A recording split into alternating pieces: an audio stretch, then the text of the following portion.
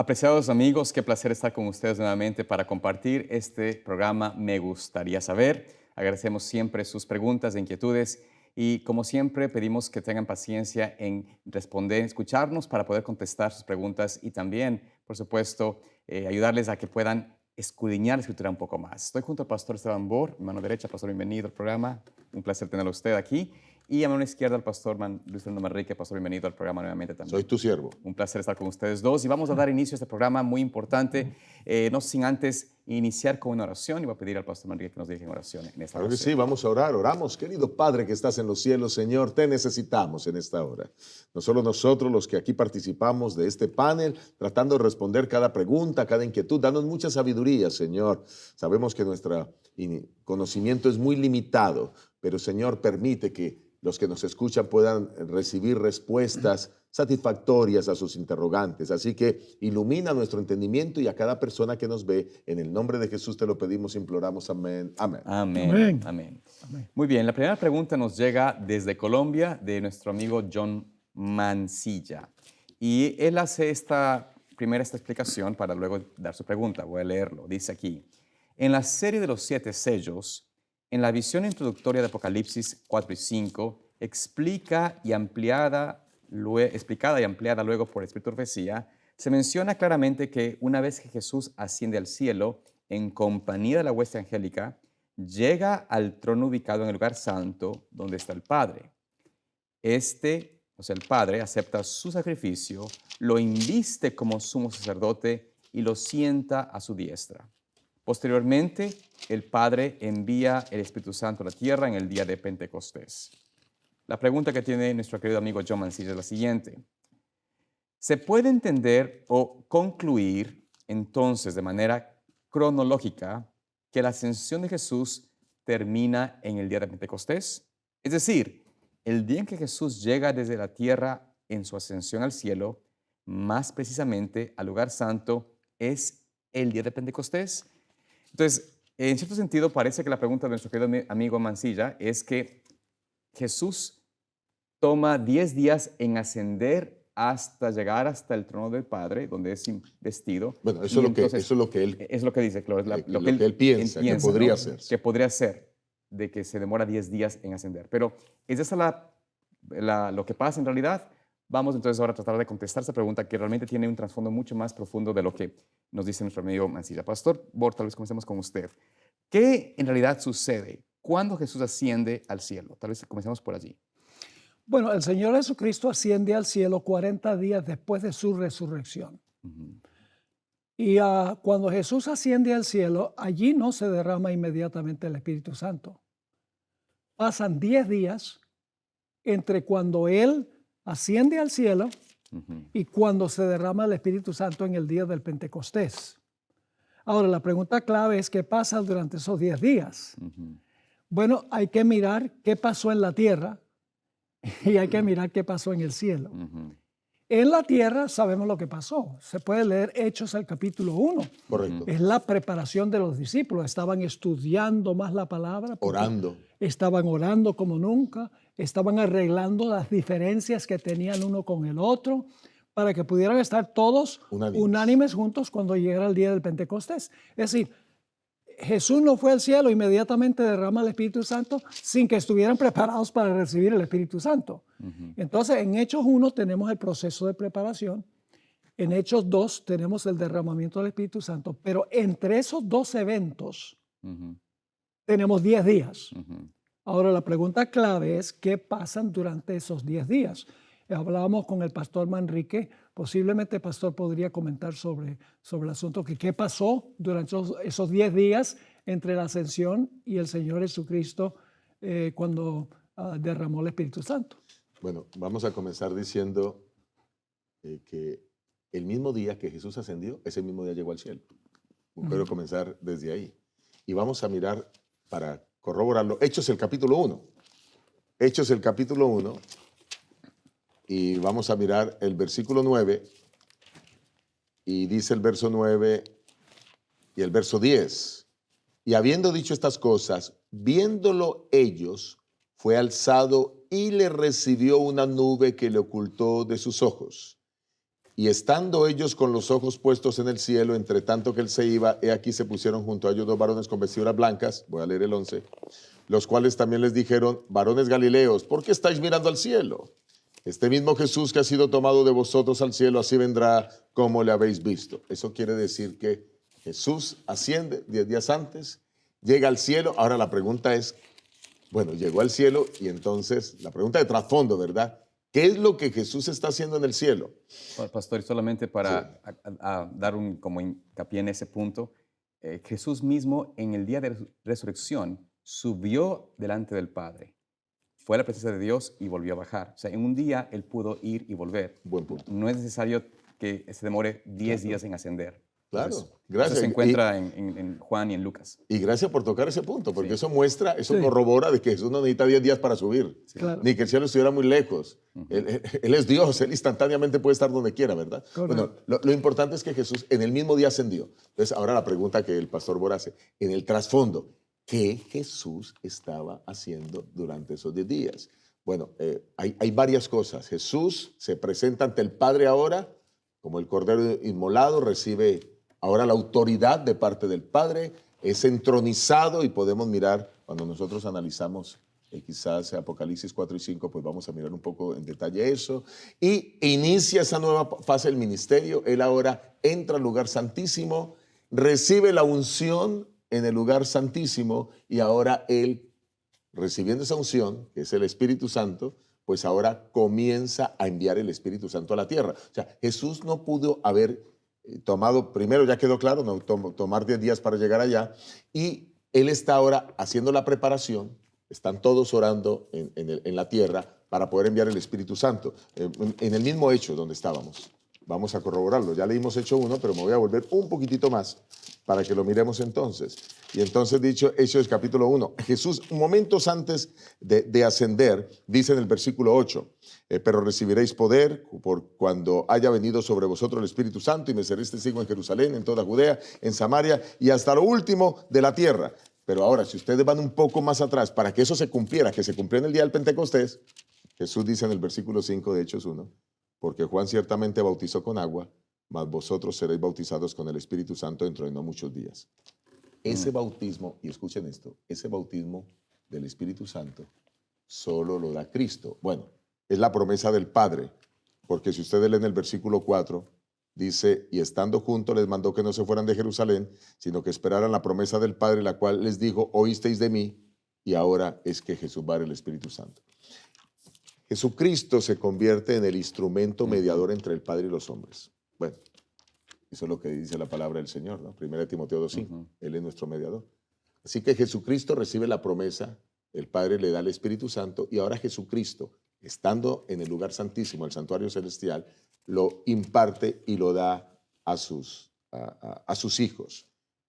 Yo pienso que esto resumiría a grosso modo lo que Jesús estuvo haciendo durante esos 10 días. Ascendió, y ya el pastor Bor lo va a explicar ahora desde otra perspectiva, ascendió, toma las vestiduras sumos sacerdotales en el reino de los cielos, ahora recibe la unción y ahora recibiendo esa unción del Padre, el Espíritu Santo, para poder seguir mediando por los seres humanos, envía el Espíritu Santo a la tierra. Pero yo sé que el pastor Bor lo va a presentar desde otra perspectiva, así que adelante, pastor. Bueno, es la misma perspectiva. Vamos a ver Levítico 8, 6 al 12. Ahí está la base. Okay. Todos sabemos que el santuario que Dios mandó a construir y sus ceremonias apuntaban hacia el futuro. Esa es la premisa. Así que tenemos que encontrar qué ocurrió durante esos 10 días en el sistema ritual del Antiguo Testamento. Ahora, si vamos a Levítico 8, 6 al 12, vamos a encontrar 3 puntos claves que suceden cuando está por comenzar el servicio del santuario. Dice, y dijo Moisés a la congregación, esto es lo que Jehová ha mandado hacer. Entonces Moisés hizo acercarse a Aarón. Aquí Moisés juega el papel de Dios el Padre. El Padre, sí. Igual que en otras partes del Antiguo Testamento. No es el Dios Padre. No. Juega la función tipológicamente. Es la figura, es la tipología. Así que dice, Moisés hizo acercarse a Aarón y a sus hijos y los lavó con agua y puso sobre él, es decir, sobre Aarón, la túnica le ciñó con el cinto, le vistió después el manto, puso sobre él el efod y lo ciñó con el cinto del efod y lo ajustó con él. Luego le puso encima el pectoral, puso dentro del mismo los urim y tumim. Después puso la mitra sobre su cabeza, sobre la mitra enfrente, puso la lámina de oro, la diadema santa, como Jehová había mandado a Moisés. Es decir, Dios el Padre está vistiendo. Sí. O en este caso, Moisés está vistiendo a Aarón como sumo sacerdote. Pues estas son las vestiduras del sumo sacerdote. Luego sucede otra cosa. Sí. Y tomó Moisés el aceite de la unción. ¿Qué representa el aceite? El Espíritu Santo. El Espíritu Santo. Tomó el aceite de la unción y ungió el tabernáculo, que es el lugar a donde iba a servir a Aarón. Sí. Y todas las cosas que estaban en él y las santificó. Había necesidad de santificar el lugar a donde iba a servir el sumo sacerdote que Moisés vistió. Y luego el versículo 11 dice, y roció de él sobre el altar 7 veces, ungió el altar y todos los utensilios, la fuente y su base para santificarlos. Y luego dice, y derramó el aceite de la unción sobre la cabeza de Aarón. ¿A quién representa a Aarón? A Jesucristo. A Jesús. Claro. El Padre está invirtiendo a Jesús, le está dando el Espíritu Santo a Jesús, tipológicamente. Así que dice, y derramó el aceite de la unción sobre la cabeza de Aarón y lo ungió para santificarlo. Pero fue tan abundante el aceite que se derramó hasta los montes de Sión, a donde estaban reunidos ¿quiénes? Los apóstoles. Noten el Salmo 133. En Jerusalén. Inmediatamente van a ver la conexión entre el Salmo 133 y el día del Pentecostés. Dice, mirad cuán bueno y cuán delicioso es habitar los hermanos juntos en armonía. Como estaban en ese momento. Como estaban en el Pentecostés. Correcto. Y luego note la comparación. Es como el buen óleo sobre la cabeza del cual desciende sobre la barba. Está hablando de Aarón aquí. Ajá, la barba. Desciende sobre la barba de Aarón, y baja hasta el borde de sus vestiduras. La parte más abajo, este no es un poquito de aceite derramado en la Una gran cabeza, cantidad, como hacemos en un ungimiento de los enfermos. Esto era bastante. Dice, baja hasta el borde de sus vestiduras, y como el rocío de Hermón, que desciende sobre los montes de Sión, porque allí envía Jehová bendición y vida eterna. Es tan abundante que cuando el Padre unge al Hijo, el Hijo entonces derrama el aceite sobre donde están reunidos sus discípulos. Pastor, excelente. Qué tremenda descripción. Entonces, solo para recapitular. Moisés cumple el papel del Padre. Ahora Moisés viste a Aarón. Moisés unge el santuario donde va a ministrar. Y en tercer lugar, Moisés unge a Aarón, para que entendamos un poco lo que va sucediendo allá paso a paso. Y ya usted lo corrobora, que este salmo profetiza la unidad de los apóstoles. Estamos hablando del Salmo 133, la unidad de los apóstoles en el día del Pentecostés. Así que con 1000 años de anticipación se está profetizando ese mensaje. Vale la pena decir que 1500 años antes, cuando Moisés escribe todo lo que sucede allí en Levítico 8, pues también está profetizando lo que iba a suceder en el cielo. Y lo interesante es que luego evidencia eso que usted acaba de decir, lo evidencia Pedro en su sermón. Exacto. De Hechos 2. Exacto. Porque Pedro en el sermón de Hechos 2, voy a leer solo un versículo, Hechos 2:32, dice, así que exaltado por la diestra de Dios, y habiendo recibido del Padre la promesa del Espíritu Santo, ha derramado esto que vosotros veis y oís. O sea que aquí lo que está haciendo Pedro es diciendo, ahora Jesús está allá en el cielo, al lado del Padre, ha recibido del Padre la promesa y nos la ha enviado a nosotros. Noten cómo todo encaja de manera perfecta. Es extraordinario ver cómo la Biblia tiene tanta complejidad y tanta perfección para identificar estos aspectos que suceden. Ahora, no sé si con eso ya hemos dejado claro que sí hay un proceso interesante que se cumple en el cielo. Quizá lo voy a resumir de esta manera. Cristo asciende, llega inmediatamente, el mismo día, llega al cielo, es recibido por el Padre, es vestido por el Padre como sumo sacerdote, el Padre unge el santuario celestial, el Padre unge a Jesús con su Espíritu Santo, es investido como sumo sacerdote y luego como resultado de esa entronización y de esa investidura que el Padre le hace, envía al Espíritu Santo a la tierra para que cumpla su misión. Sí. Yo pienso que ya describimos así los aspectos. Y hay que agregar algo que sucedió antes de todo ese ceremonial. Okay. Las últimas 3 páginas del deseado de todas las gentes son espectaculares. Porque ahí habla de que los ángeles vienen a buscar a Jesús y empieza el viaje al cielo. Llegan a las puertas del cielo y están cantando el Salmo 24. Abrido puertas eternas y entrará el Rey de Gloria. Y los que están adentro, ¿quién es este Rey de Gloria? Este es retórico nada más. ¡Oh, Jesús es el Rey de la Gloria!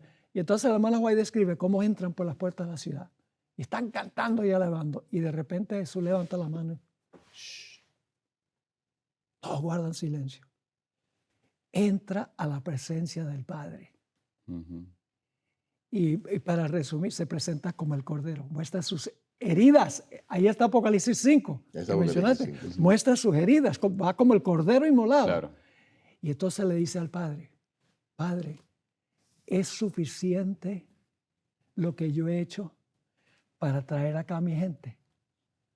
Cita lo mismo que dijo en la oración de Juan 17. Los que tú me has dado, quiero que donde yo estoy, ellos estén conmigo. Y todo el universo está en suspenso. Y entonces el Padre dice, acepto. Y entonces ahí comienza el proceso de investirlo como sumo sacerdote, de dar el don del Espíritu Santo para que Él lo derrame en el Pentecostés. Todo eso, desde el momento que deja los Montes de los Olivos, todo eso es lo que está pasando durante los 10 días. Correcto. Y es interesante, gracias por el comentario, Pastor, tanto Pastor Manrique como usted, Pastor Bor, el asunto aquí de cómo Jesús es el ejecutor o el que envía el Espíritu Santo que recibe del Padre, nos presenta la manera del gobierno de Dios, como siempre hemos visto a lo largo de la Escritura continuamente. El Padre encomienda al Hijo, ya sea el rol de creación, lo que sea, pero en la sumisión de Cristo a su Padre vemos esa conexión continua y constante, tanto en este momento como recibe del Padre el Espíritu Santo para poder Él entonces ejecutar y dárselo. Jesús mismo lo dijo en Lucas 24, 21,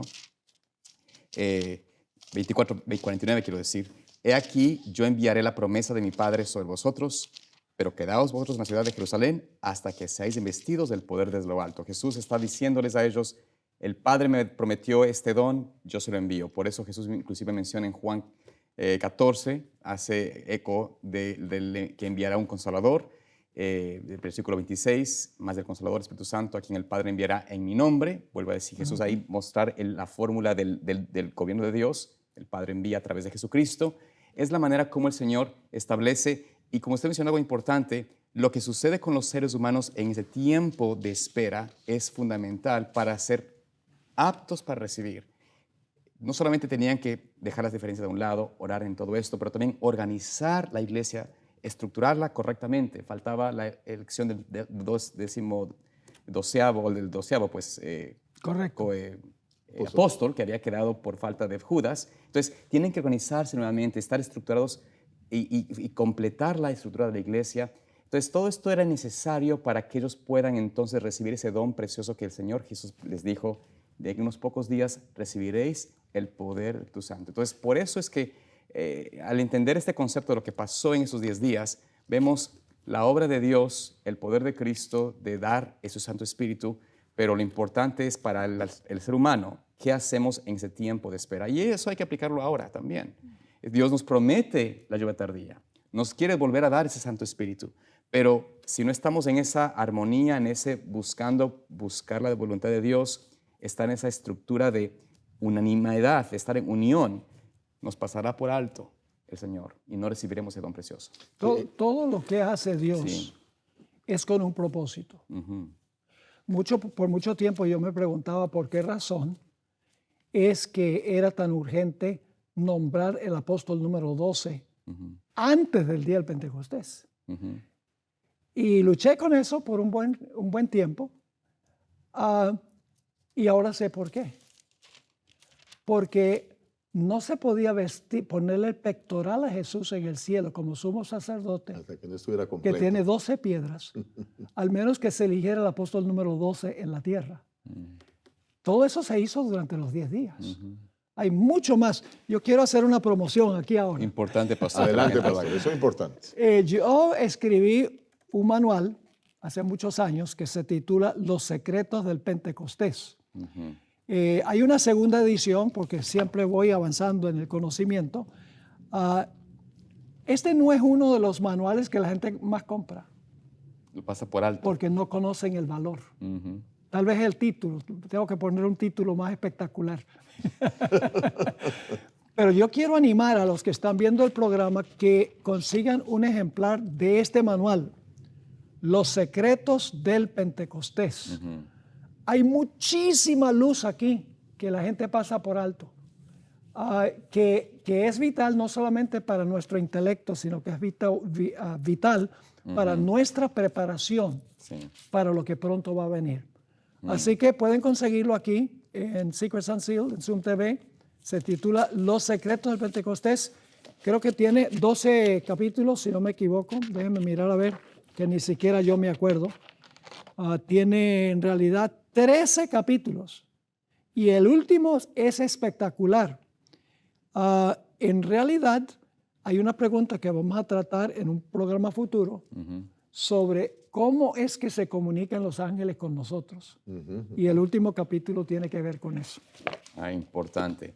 Y sabe, pastor, la importancia de recibir Espíritu Santo, creo que a veces no la entendemos en la dimensión correcta.